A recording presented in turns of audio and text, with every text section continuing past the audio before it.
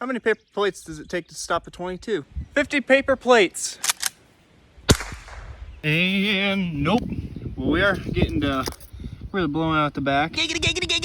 75 paper plates. Uh-oh.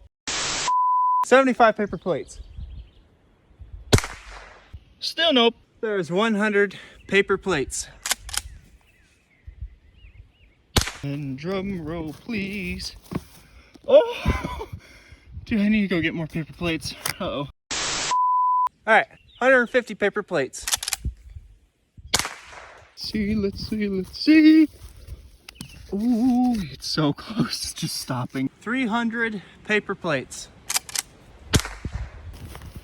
Oh, it stopped. Oh, there it is. There it is.